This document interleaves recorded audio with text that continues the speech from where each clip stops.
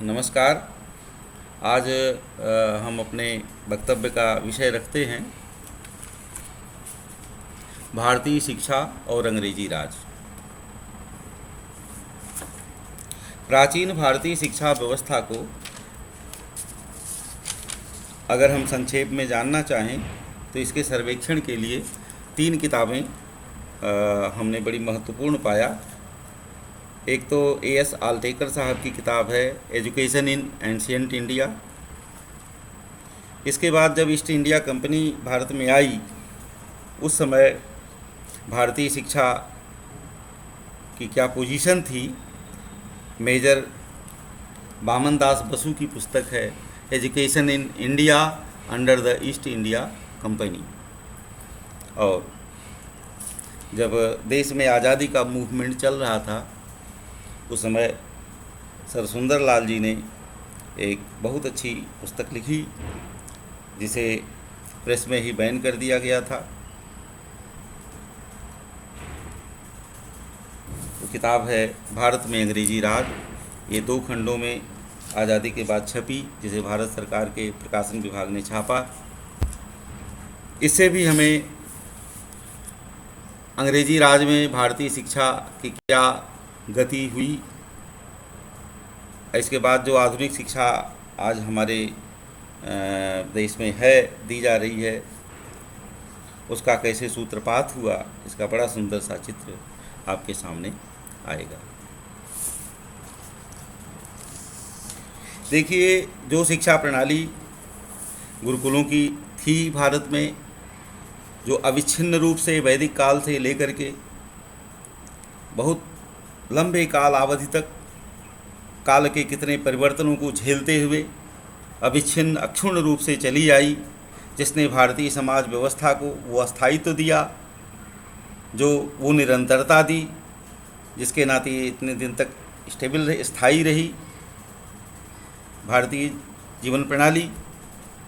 ज्ञान विज्ञान के क्षेत्र में हमने इतने ऊंचे ऊंचे काम किए, जिसने हमें त्याग और संयम सिखाया, सादगी सिखाई और ऊंचे विचार करना सिखाया। करहि आहार मूल फल कंदा, सुमिरहि ब्रह्म सच्चिदानंदा। जहाँ शिक्षार्थी त्यागमय जीवन, तपस्वी का जीवन बिताता है, ऐसी हमारी गुरुकुल प्रणाली किस तरह से बिगाड़ी गई, इसे हम देख सकते हैं। किंतु एक बात है, यह जो हमारी व्यवस्था थी बहुत काल विक्षेपों को सहते हुए करीब 1000 साल तक के इस्लामिक पीरियड को भी झेलते हुए उतनी नहीं बदली जितना उतना प्रभाव इन विदेशी संस्कृतियों का हमारी शिक्षा प्रणाली पर नहीं पड़ा। वो भी भारतीय बन करके यहाँ पे रह गईं, जितना कि अंग्रेज़ों के सोची समझी गई नीति से भारतीय शिक्षा प्रणाली बदल दी गई। जिस तरह से अंग्रेज़ों के आने तक गृह गुरुकुल कार्य करते थे भारत में, पंचायती गुरुकुल कार्य करते थे, नगर टोल और बड़ी बड़ी बस्तियों के बड़े बड़े गुरुकुल कार्य करते थे, वैसे ही मदरसे भी यहाँ पर स्थापित थे, कार्य करते थे। वह भी समाज के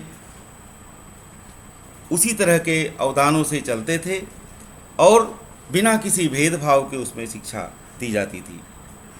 हर तरह के विद्यार्थी मदरसे में पढ़ते थे। जब अरबी फ़ारसी राजकीय भाषा होती थी तो उसमें हिंदू विद्यार्थी भी पढ़ते थे, अरबी फ़ारसी सीखते थे। हमारी जो पाठशालाएं पंचायत की होती थी उसमें भी हर जाति के, हर धर्म के लोग पढ़ते थे। यह व्यवस्था ईस्ट इंडिया कंपनी के भारत में आने तक रही और चली। इसे बड़े सुविचारित ढंग से तोड़ा गया। हम बहुत डिटेल में नहीं जा करके, हमारी समय सीमा है, एक वक्तव्य को हम 15-20 मिनट से ज़्यादा नहीं खींचना चाहते, इसलिए हम 1853 की एक रिपोर्ट का जिक्र करेंगे, जिसको हम कोट करेंगे भारत में अंग्रेजी राज पुस्तक सर सुंदरलाल जी की जो है, उसके खंड 2 से सन 1833 का जो चार्टर एक्ट बना उसी के प्रकरण में है। ये उक्त पुस्तक के 165 नंबर पेज पे है, उसे हम कोटेशन उद्धृत कर रहे हैं, जिसमें ये जो वर्णन हम करेंगे, जो उदाहरण देंगे, वो सब अंग्रेज कलेक्टरों के हैं, अंग्रेज रिपोर्ट लिखने वालों के हैं, सब उन्हीं के वाणी भाषा में हैं।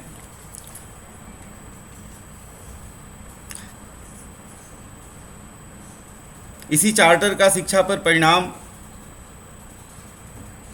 इसी चार्टर पर ये एक रिपोर्ट में उस समय के अंग्रेज़ों के क्रियाविधि का हमारी शिक्षा पर क्या परिणाम हुआ उसका वर्णन है। किंतु भारत में एक ऐसी कौम जो उस समय सुसभ्य जीवन के समस्त धंधों में कुशल थी, उनकी कौम को अयोग्य, असहाय और नालायक कहकर सदा के लिए उसी देश के अंदर नीच बनाकर रखा जाता है जिसे उनके पूर्वजों ने जगत भर में प्रसिद्ध कर रखा था। जब हम ये कहते हैं कि कभी हम विश्वगुरु थे, देखिए ये रिपोर्ट कह रही है कि कभी यह जाति विश्वगुरु थी। वह कौम जिसके पूर्वजों ने जगत भर में उसके रहन सहन, उसकी शिक्षा दीक्षा को प्रसिद्ध करके रखा था, उसकी सभ्यता और संस्कृति को, उसको उसी के देश में हमने नालायक, अयोग्य, असहाय और पिछड़ा कह करके, नीच बता करके जीने के लिए मजबूर किया। जबकि भारतवासियों के अपने शासन के दिनों में हर गांव में पाठशाला थी। हमने इन ग्रामों की पंचायतों का नाश करके उनके साथ साथ वहाँ के स्कूल भी तोड़ डाले और उनकी जगह कोई नई चीज़ कायम नहीं की।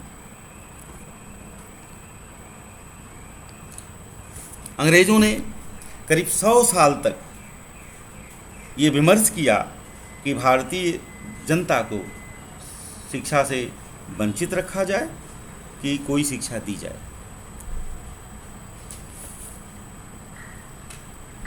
शिक्षा की जो सीमित व्यवस्था अंग्रेज़ों ने भारत में प्रस्तावित किया, लागू किया, वो उनके अपने निहित उद्देश्य से लागू हुई थी, वो हमारे कल्याण की भावना से लागू नहीं हुई थी।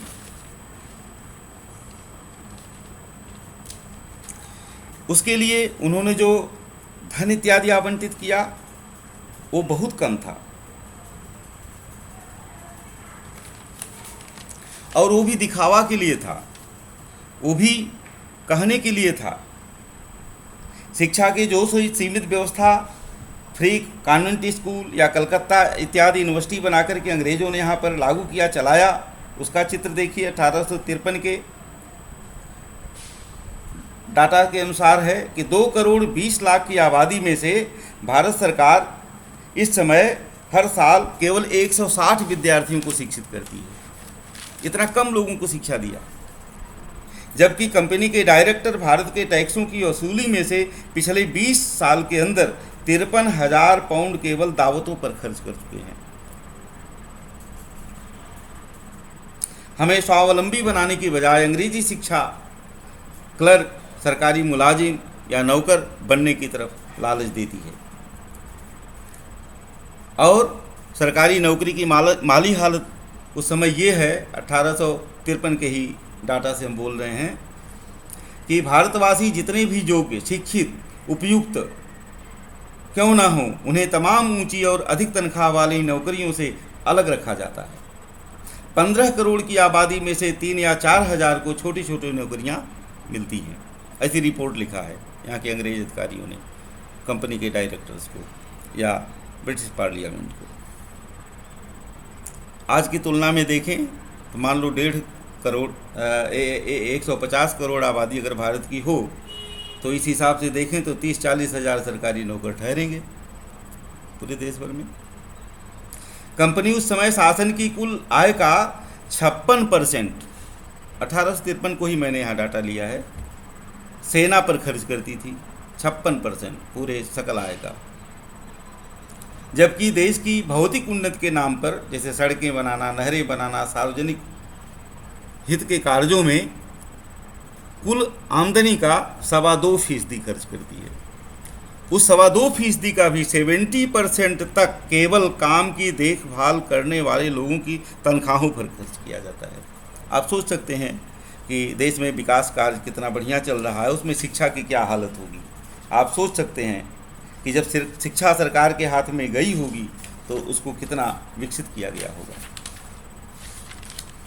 ये उदाहरण हमने ऐसे ही वानगी के लिए दिया। हमने बताया कि भारत में कैसी शिक्षा दी जाए गुलाम भारत को, इस पर बड़ा सोच विचार किया। 100 साल तक सोच विचार चलता रहा ब्रिटिश पार्लियामेंट में। कुछ अंग्रेज अधिकारी थे, कुछ अंग्रेज विद्वान थे जो ये कहते थे कि भारत को शिक्षित किया ही न जाए। पहले तो हमारी शिक्षा व्यवस्था तोड़ दी, फिर देखा कि नहीं, पादरी लोग कुछ लोगों को शिक्षित करके और इस्लाम में क्या नाम है क्रिश्चियनिटी की तरफ दीक्षित कर रहे हैं, बड़ा काम कर रहे हैं। तो उन लोगों ने पादरियों को कुछ सहायता देना शुरू किया और बड़ा सीमित क्षेत्र में शिक्षा को लागू किया। फिर उनको थोड़ा और बढ़ा करके भारतीय जन को शिक्षित करने की ज़रूरत पड़ी।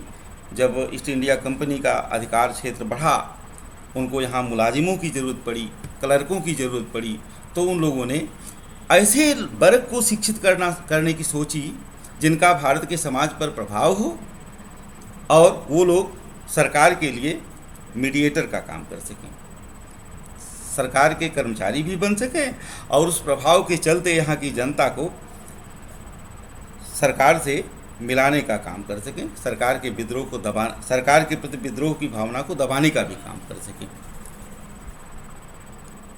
तो ये समाज के बड़े ऊंचे उच्च वर्ग के लोग होते थे या उच्च मध्य वर्ग के लोग होते थे जिनको शिक्षित किया।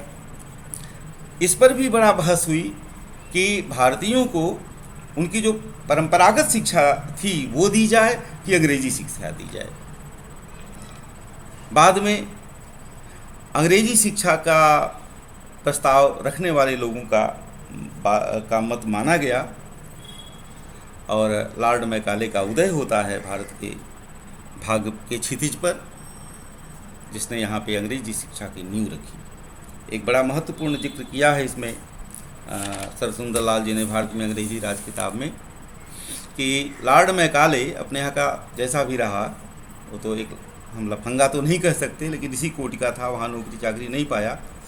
तो उसके साले उसके बहनोई चार्ल्स टेवेलियन, वो उस समय के पार्लियामेंटेरियन थे, तो उन्होंने अपने प्रभाव से कंपनी के डायरेक्टर उनसे कह के उसको भारत में नौकरी लगवाई। तो भारत में लॉर्ड मैकाले के लिए एक पद सृजित किया गया, गवर्नर का कानूनी सलाहकार। इस पद पर काम नहीं था। वो भारत आया, बड़ा अच्छा कैरियर देख के आया। 10,000 पाउंड कमाएंगे सालाना, 5,000 उसको यहाँ पे अतिरिक्त भी भत्ता दिया जाता था। 15,000 पाउंड सालाना कमाता था लॉर्ड मैकाले। कोई काम नहीं था तो उसको शिक्षा की फाइल थमा दिया वायसराय ने। बाद में भारतीय शिक्षा के प्रणेता के तौर पे उसको ख्याति मिलती है और बहुत बड़ा कानूनविद माना जाता है Lord Macaulay, Indian penal code का जनक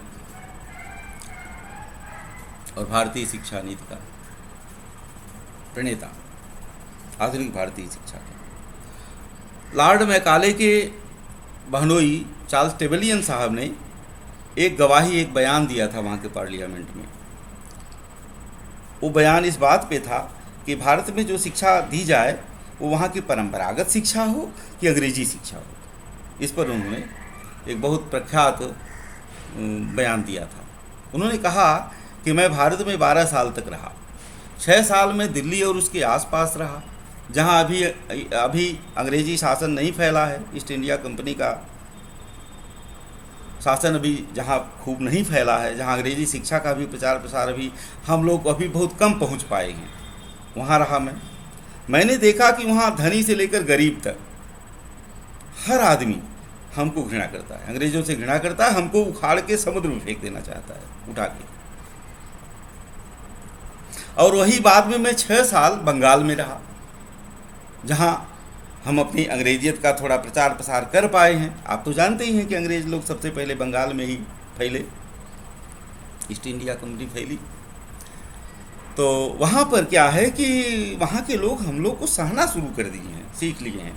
वो लोग अगर हमसे कोई एजिटेशन करते हैं, आंदोलन करना चाहते हैं, तो इस बात के लिए कि हमारे बगल में वो भी बैठ सकें, हमारे समान वो भी अधिकारी कर्मचारी बन सकें, मुलाजिम बन सकें, ऐसा। और हमको उखाड़ फेंकने के लिए वो लोग तजवीज़ नहीं रखते, हमको सहना सीख लिए हैं। क्यों? क्योंकि वहाँ हमने अंग्रेजी का शिक्षा दीक्षा अंग्रेजी संस्कार इत्यादि फैला दिया है थोड़ा। तो इससे मैं इस निष्कर्ष पे निकलता हूँ, चार्ल्स टेबलियन कहता है कि यदि पूरे भारत में पूरे ब्रिटिश जो हमारी एरिया है उसमें अंग्रेजी शिक्षा प्रचलित कर दी जाए तो हमारा जो राज शासन है भारत में बहुत दिनों तक टिक सकता है, और नहीं तो मैं तो बड़ा खराब भविष्य देख रहा हूँ। ये 1854 में उसने ये बात कही थी ब्रिटिश पार्लियामेंट में, चार्ल्स टेबलियन ने। 3-4 साल बाद उसकी ये भविष्यवाणी सत्य निकलती है, और अंग्रेजी शासन के विरोध में जो म्यूटिनी होती है, जो क्रांति होती है 1857 की, वो दिल्ली के आसपास, दिल्ली और मेरठ के आसपास उसी इलाके में होती है जहाँ का धनी से लेके गरीब, पढ़ा लिखा से लेके निरक्षर तक आदमी अंग्रेज़ों को नहीं सहना चाहता, वो उठा के समुद्र में फेंक देना चाहता है। चार्ल्स टेबलियन की भविष्यवाणी सही हुई। अंत में उसकी बात मानी गई, और लॉर्ड मैकाले ने यहाँ जो शिक्षा नीति प्रस्तावित किया, वह उसका उद्देश्य हमारे अतीत के गौरव को नष्ट करना, हमारे अतीत के ज्ञान और परंपरा को रद्दी की टोकरी में डाल देना। इसको प्रयत्नपूर्वक ऐसा किया गया है। हमारे पास साक्ष्य हैं इतिहास के साक्ष्य हैं हमारे पास कि प्रयत्नपूर्वक यहाँ पे ऐसा किया गया, और हमें ये बताया गया कि हम सचमुच के नालायक हैं, किसी काम के नहीं हैं। हमारे पूर्वज ऐसे ही थे, और बिना अंग्रेजी शिक्षा के, बिना अपने ज्ञान को बढ़ाए, बिना दुनिया को देखे हम कूप मंडूक रह जाएंगे। इसलिए हमें शिक्षित होना चाहिए, और हमारे इस मध्यवर्गीय उच्च मध्यवर्गीय लोगों के बहुत सारे बच्चे अंग्रेजी शिक्षा में शिक्षित हुए, और इसकी अच्छाई भी है आप कह सकते हो, और इसकी बुराई भी कह सकते हो। इसकी अच्छाई बताने वाले ये कहेंगे कि हमारे कुछ ऐसे प्रबुद्ध जन निकले जो वर्ल्ड आउटलुक में अपनी परिस्थिति को भांप सके, और एक नेशनल मूवमेंट की पृष्ठभूमि तैयार हुई।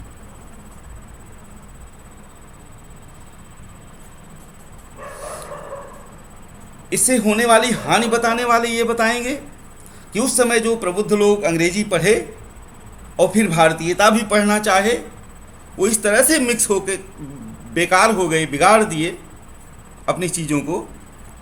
उसको बिगाड़ना भी ये भी विवादित बात होगी, बिगाड़ना भी कह सकते हो, बनाना भी कह सकते हो। जो नज़दीक का इतिहास होता है बड़ा विवादित होता है। नज़दीक की विचारधाराओं पर हम बड़ा संदिग्ध होते हैं, माने टिक नहीं पाते, उनको जल्दी बिलीफ नहीं कर पाते कि हम किधर इस बात को माने कि उस बात को माने।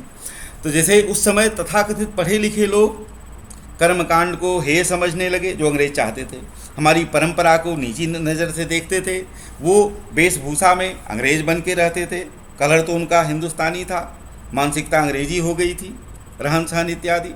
ऐसे अप टू डेट पढ़े लिखे लोगों ने जब वेद पुराण साहित्य इत्यादि को पढ़ना शुरू किया, वैदिक साहित्य पढ़ा, तो उन लोगों ने ब्रह्म समाज, प्रार्थना समाज, इस तरह के समाज बनाना शुरू किया, जिन्होंने हमारी परंपरा को हम कैसे कहें कि उत्थान पे मैंने उन्नति दिया कि उसे अवनति की तरफ ढकेलने में अग्रसर हुए। ये विवादित बात है, इसमें हम कुछ नहीं कहेंगे, लेकिन यही हुआ कि हम पुरातन के प्रति बड़ा ही ऐसा भाव रखने लगे, और तथाकथित आधुनिकता और निरपेक्षता, धर्म इत्यादि को न मानना, अविश्वास, तर्क, ये सब को इतना महत्व दिए, इतना रंजित कर डाले। बीच में राष्ट्रीय आंदोलन के दौरान हम एक और प्रवृत्ति देखते हैं कि हमारे कुछ इतिहासकार, कुछ विचारक, कुछ बुद्धिमान लोगों ने महसूस किया कि हम अपने अतीत की तरफ, उसके गौरव की तरफ झुकें, उसको प्रॉपर रिस्पेक्ट दें।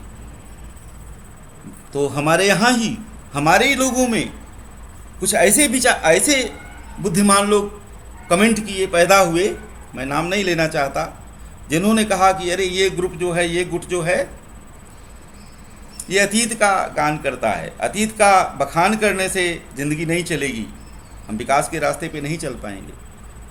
इसको थोड़ा और खोल के कह दें।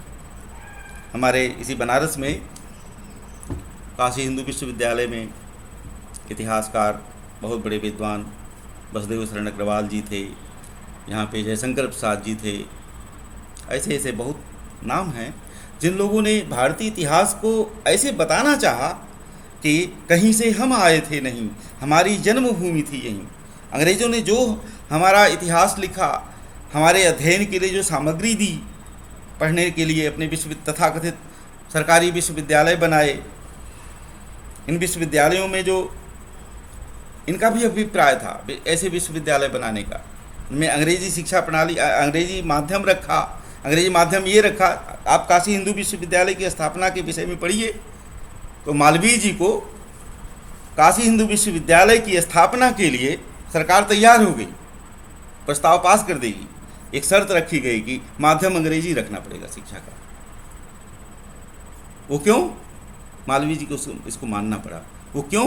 और इस बात को शिव प्रसाद गुप्त जी नहीं पसंद किए, इसलिए उन्होंने हिंदी माध्यम से शिक्षा देने के लिए एक दूसरे विश्वविद्यालय की स्थापना की, काशी विद्यापीठ की स्थापना की, जिसमें हम हैं, जिसमें हिंदी माध्यम से पढ़ाया जाएगा।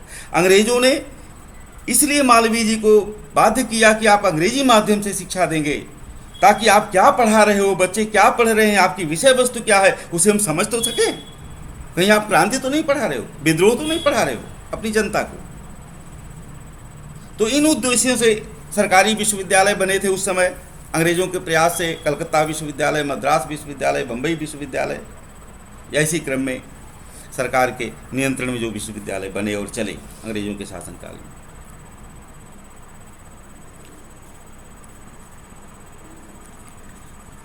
वो अपने निहित स्वार्थ से जो प्रस्तावित किए, पाठ्यक्रम प्रस्तावित किए, व्यवस्था चलाए, उसका यही उद्देश्य था कि हम अपने अतीत के गौरव को भुला जाएं। वो हमें सिखाएं कि हम अंग्रेज ही बाहरी नहीं हैं, मुसलमान ही बाहरी नहीं हैं, तुम आर्य लोग भी तो बाहरी हो, कहीं मध्य एशिया से आए हो, तुम पहले आ गए, हम तो बाद में आए, कैसे हमको भगा सकते हो भाई, फूट डालो राज करो। ये नीति भी चली है, ये अलग व्याख्यान का विषय होगा। हमारे यहाँ जाति व्यवस्था, जाति इत्यादि पे इतना ज़्यादा हमको संप्रदायों में बांटा, जातियों में बांटा, ये घृणा फैलाई, वो आज भी फैल रही है। उसका प्रभाव आज भी, अंग्रेज गए, उनकी चाल आज भी है, फल फूल रही है, हमारे समाज को, हमारे संस्कृति को तोड़ रही है। ऐसे में हमें सोचना होगा एक बार फिर। तो हमारे ये जो इतिहासकार इस बात को इम्फेसाइज किए, उन्होंने सिद्ध किया कि मैं उसी फिलालॉजी के आधार पे, उन्हीं साक्ष्यों के आधार पे ये सिद्ध करूंगा कि हम आर्य लोग यहीं के थे। आर्य कहिए या भारतीय, मूल निवासी भारतीय यहीं के थे। आर्य अनार्य का भी झगड़ा इन लोग का लगाया हुआ है। दक्षिण भारतीय अनार्य हैं, उत्तर भारत के आर्य। हम कहीं से आए नहीं, हमारी जन्मभूमि थी यहीं, कहीं से हम आए थे नहीं। तो मुझे नाम नहीं लेना चाहिए, लेकिन उस समय जो प्रभावशाली राजनेता थे भारत की राष्ट्रीय कांग्रेस के बड़े बड़े लोग, उन लोगों ने ये कहना शुरू किया कि अतीत का बेकार का गौरवगान है, ये करने से नहीं चलेगा, हमें आधुनिक ढंग से डिजाइन करना होगा अपनी व्यवस्था को। भारतीय शिक्षा व्यवस्था, देश आज़ाद हुआ, हमने क्या शिक्षा व्यवस्था बदली अपनी। गांधी जी उस समय कह रहे थे कि शिक्षा रोक दो, शिक्षा प्रतीक्षा कर सकती है, स्वराज नहीं। तो शिक्षा प्रतीक्षा आज भी कर रही है। स्वराज जैसा भी मिला है आपके सामने है, शिक्षा की व्यवस्था जैसी है उसमें हम आप लोग पढ़ ही लिख रहे हैं, देख ही रहे हैं। तो इन बातों के साथ आज का ये व्याख्यान तो लंबा हो गया, हम क्षमा चाहते हैं और विदा लेते हैं। प्रणाम।